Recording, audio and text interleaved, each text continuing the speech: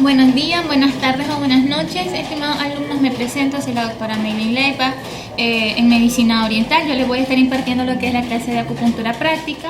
Ahora, para comenzar con lo que es la terapia de acupuntura, ustedes ya tienen, ¿verdad?, todo lo que es la parte de introducción, las indicaciones, contraindicaciones que nosotros podemos observar. Ahora, ¿cuál es una de las cosas principales que nosotros tenemos que tomar en cuenta? La manipulación de la aguja. Estos son los que es la aguja, ¿verdad? Vamos a agarrar una acá. Tal vez nos hace un pequeño enfoque. Y entonces, esta parte que ustedes miran acá es la cabeza. Lo que es el filo de la aguja, bastante pequeño, es de acero inoxidable. Generalmente miden, depende, pueden ser un poco más pequeñas o incluso un poco más alargadas, dependiendo para lo que es la situación. En las zonas faciales generalmente se ocupan que son unas más pequeñas. Esta tiene un tamaño de 0.20 por 4 milímetros, y además de que se puede reocupar varias veces siempre y cuando sea el mismo paciente. Es preferible que el paciente tenga su propia aguja, o en este caso, si la clínica o el lugar donde ustedes están o van a estar tiene un esterilizador, en este caso un autoclave, por ejemplo, puede estar ocupando la aguja siempre y cuando se esterilicen, y después la pueden estar ocupando con otro paciente que esté libre de microorganismos que puedan infectar a lo que es al paciente de cualquier enfermedad. La manipulación que hay que tener tanto con lo que es la aguja y lo que es el tubo, en este caso el pequeño tubito de ensayo, es que nosotros logremos hacer la manipulación con una sola mano, porque con otra mano se tiene que localizar el punto. Esto ustedes lo pueden hacer de la manera en que ustedes se sientan cómodos. No existe una técnica estricta que esté. Sí hay una técnica general que se la voy a enseñar, y hay otra en particular que es la que yo ocupo por facilidad de dedos, por grosor de mano, por cómo ustedes se sientan más cómodos. La técnica principal, y que generalmente es la que ocupan, está indicada, es que en el tubo de ensayo seamos capaces de nosotros tener un bloqueo, es decir, de que nos aseguremos, como son tantos dos orificios y huecos que logra pasar sin ningún problema lo que es la aguja, tenemos que tener la capacidad para que logremos bloquear uno, y así podemos tener la manipulación de la aguja en uno. Ustedes se van a acomodar, ya sean diestro o zurdo. Entonces, en este caso yo soy diestra. Lo primero que hay que hacer es lograr tener manipulación de lo que es el pequeño tubo de ensayo y bloquear uno de los orificios, en este caso con el dedo meñique. Ahora, con el pulgar y el índice se hace lo que es la introducción a lo que es el tubo de ensayo. Entonces, tenemos, una vez que ya tengamos la manipulación, aquí ya lo logré introducir. Entonces, con el dedo meñique tapo lo que es el otro orificio para que este llegue hasta el final. Como ustedes pueden ver, me queda libre una pequeña parte de lo que es la punta de la aguja de acupuntura. Entonces, lo que hago es saco un poco, comienzo a hacer un movimiento rotatorio, y del meñique paso a lo que es a la parte del dedo gordo para que me logre tapar lo que es la aguja. Con el dedo índice saco, tengo la manipulación de la cabeza de la aguja y lo presiono lateralmente, de tal manera que aquí ya no esté lo que es la parte de afuera de la aguja, la pequeña punta que me quedaba cuando hacía la introducción primaria. Y posteriormente aquí yo tengo más manipulación y más control, puedo estar dialogando con el paciente o con mi ayudante o con otra persona, y con esta mano tengo localizada lo que es el punto. Pueden irlo practicando antes de introducir en lo que es en la piel del paciente directamente. Pueden irlo practicando en algún banano, incluso en papel higiénicos o en naranjas, que son las frutas un poco más suaves en las que ustedes pueden ir practicando. Esta es la primera forma, y es como que la estándar, la que la mayoría conoce. Ahora, esa en lo particular a mí se me dificulta, y lo que yo hago es la misma inserción del tubo de ensayo, pero como se me dificulta el índice y el pulgar, lo que hago es hacerlo con lo que es el medio y el índice. Manipulo de esta manera la aguja porque logro tener más espacio y control del tubo de ensayo. Lo inserto y en este caso no tapo el orificio de abajo con el pulgar, sino que lo hago con el anular. Hago la introducción y hago la rotación con el dedo gordo y tengo la misma manipulación al final de la aguja. Puede ser opcional como ustedes lo quieran hacer, de tal manera que se sientan más cómodos, ya sea con el índice y el pulgar para hacer la introducción. Esto van a irlo mejorando conforme lo vayan practicando y practicando y practicando, o de esta manera, que es con el medio y el índice. Ahora, posterior a lo que es la terapia de acupuntura, si se preguntan el paciente cómo puede reaccionar dentro de los efectos secundarios que puede presentarlo, puede ser somnolencia, pequeños dolores de cabeza, náusea, vómito o simplemente sueño. El paciente se les puede dormir en la camilla y eso pues, es una buena indicación debido a que se restablece con más facilidad el flujo energético del paciente, que recordemos que el tratamiento acupuntural es para restablecer el flujo energético, ya sea que haya un desbalance o un aumento, ya sea de yin o de yang, o una alteración de lo que es la parte de los canales y colaterales o de los 5 elementos. De acuerdo, entonces, para localizar los puntos en espalda nosotros tenemos guías. Todas estas guías son líneas imaginarias que nosotros trazamos a través de lo que es la anatomía del cuerpo humano. En este caso, una de las primeras líneas que nosotros encontramos es de lo que es la C7, la protuberancia del C7. Si ustedes no lo logran localizar, entonces le pedimos al paciente de que mueva ligeramente su cabeza lateralmente de un lado hacia otro, y justamente esa porción que ustedes sientan de que se está moviendo, aquí es donde se encuentra lo que es la línea, la C7. Entonces, para que ustedes logren verlo, simplemente si está acá, es una línea que se traza en esta dirección de acá.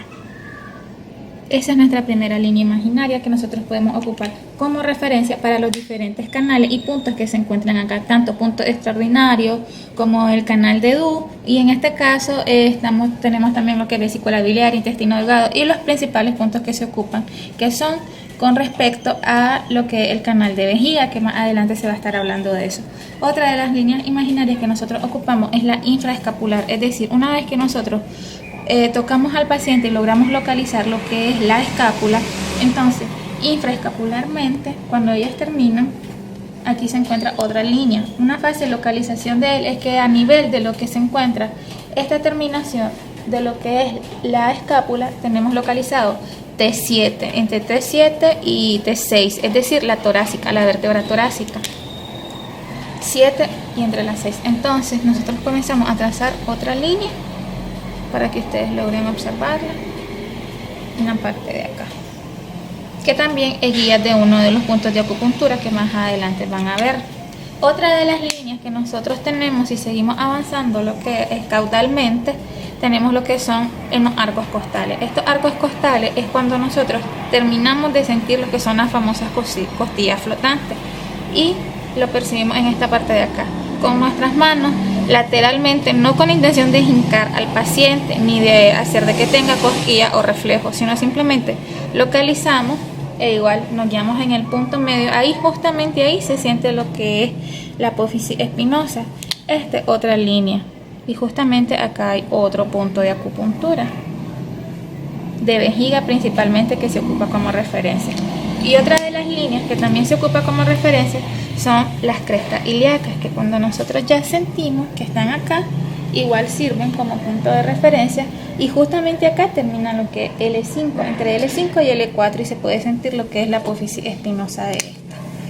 Y está acá en este caso del paciente. ¿Pueden variar? Claro que sí pueden variar, porque recordemos que cada cuerpo es diferente, además de su propio organismo, y que reaccionan de diferentes maneras a lo que son los puntos acupunturales. Ahora, para poder localizar los diferentes puntos en lo que es en la parte supino, en este caso el cúbito supino del paciente, nosotros nos guiamos porque, si ustedes bien lo recuerdan, está un kun, 2 kun, 3 kun. Entonces, para nosotros poderlo hacer con los pacientes, van a notar la diferencia, porque las manos de terapeuta, o en este caso mía, van a variar del paciente. Hay pacientes que son un poco más delgados, dependiendo de lo que el prototipo del paciente, o el tipo en este caso sería la respuesta adecuada. porque no es lo mismo el grosor de mis manos al grosor de las manos del paciente. Como ustedes pueden observar, las de él, pues hay una enorme diferencia con las mías. Entonces nosotros podemos pedirle la mano al paciente para que de esta manera nosotros calculemos y miremos, para poder así dar con el punto exacto y tener un buen tratamiento. En este caso, 4 de mis dedos, como ustedes pueden observar, son apenas 3 de los de él. Es decir, que yo tengo que aumentarme un dedito más para que yo poder calcular con él lo que son en este caso, los 3 Q. ¿Por qué? Porque nosotros debemos de recordar que un Q, 1.5, 2 Q y 3 Q. Ahora, ¿cómo vamos a hacer la medición? Esto es bastante importante. ¿Por qué? Porque la mayoría de veces cuando nosotros decimos, un Q, 1.5, etcétera, etcétera, venimos y localizamos con lo que es en la parte superior de lo que son las falanges distales. Esto es un error que la mayoría puede cometer. Entonces, un Q generalmente se ocupa el dedo gordo. Pero ¿qué es lo que pasa? Para nosotros medir, por ejemplo, estómago 25, que queda, ¿verdad?, a lo que es 2.5 Q, de lo que es lateral a lo que es el ombligo, sería acá. Pero ¿qué es lo que pasa? La mayoría de las personas ocupan la línea media de lo que es el ombligo y hacen esto, es decir, ellos cuentan transversalmente esta parte de acá, la parte superior de la falange distal, y toman lo que les referencia el punto, pero no es lo adecuado. ¿Por qué no es lo adecuado? Porque lo que tenemos que hacer es ocupar lo que es la línea transversal, es decir, todo con lo que respecta a lo que son los dedos de las manos. No es lo mismo que yo calcule aquí en 1.5 a que calcule 1.5, el punto ya se desplaza un poco más, y en el caso de él, como el grosor de sus dedos es mayor que el mío, tendría que agregar y hacer la simulación de que no es 1.5, sino de que son 2 Q lateral. Y en el caso, si la referencia fuera de que son 3 Q, entonces yo aumentaría y lo hiciera aquí hasta el final en el caso de él para localizarlo. Esto es una de las partes importantes. Conforme uno va obteniendo la experiencia y conforme más práctica vaya realizando, va a ir poder localizar más fácil, e inclusive va a llegar un momento en el que podemos dejar de pedirle la mano al paciente y lo localizamos por sí solo, simplemente observándole y logrando calcular. ¿Por qué? Porque es lo que es por medio de la palpación que nosotros tenemos. Ahora, los puntos de referencia que nosotros aquí tenemos es, número 1, línea media. Esta línea media o la línea del alba, que viene de lo que es la horquilla, de lo que es del esternón, la depresión que se siente en la parte de acá hacia lo que es abajo. Todo esto es anatomía básica. Esto es una línea media hasta lo que es la sínfisis del pubis cuando sea necesario. Otra línea que se ocupa de referencia con lo que respecta a lo que es acupuntura es lo que es la línea de los pezones, tanto lateralmente, que aquí se encuentra un punto, y como lo que es diagonalmente. Es decir, en vez de decir línea media clavicular o línea posterior clavicular o anterior clavicular, lo que se dice es línea mamaria, es decir, que viene de acá y comienza a ser diagonal, comienza a descender la línea, tanto en ambos lugares. Otra línea que se ocupa es lo que es la apófisis con lo que respecta cuando termina el esternón. Nosotros la tenemos en la parte de acá. Ahora, otra de las líneas que también se ocupan tanto diagonalmente como transversalmente es la línea de referencia de lo que respecta al ombligo, que conforme vayamos avanzando en lo que es la clase práctica ustedes lo van a ir viendo. Además de no olvidarse de las regiones anatómicas del abdomen, ya sea la clasificación anglosajona o la clasificación de Francia en los 4 cuadrantes o en los 9 cuadrantes que nosotros podemos obtener. Ahora, posteriormente a esto, lo que es bastante importante que ustedes tomen en cuenta al momento de, primeramente, tocar al paciente, es pedirle permiso y su consentimiento, de que el paciente sepa que ustedes van a estar en constante contacto con él. Segundo, lo que hay bastante que recalcar es la higiene, tanto de las manos del terapeuta, en este caso preferiblemente que si tiene uñas, que sean cortas, que estén limpias, que no estén pintadas. ¿Por qué? Porque esto acumula microorganismos. Y segundo, y bastante importante, es de que cuando ustedes vayan a poner algún punto, esterilizar esa zona. ¿Cómo la vamos a esterilizar? Sencillo, simplemente con lo que una mota de algodón y pasamos donde queremos poner el punto. Y después solamente se hace la localización previa, que es lo que vamos a ver a continuación.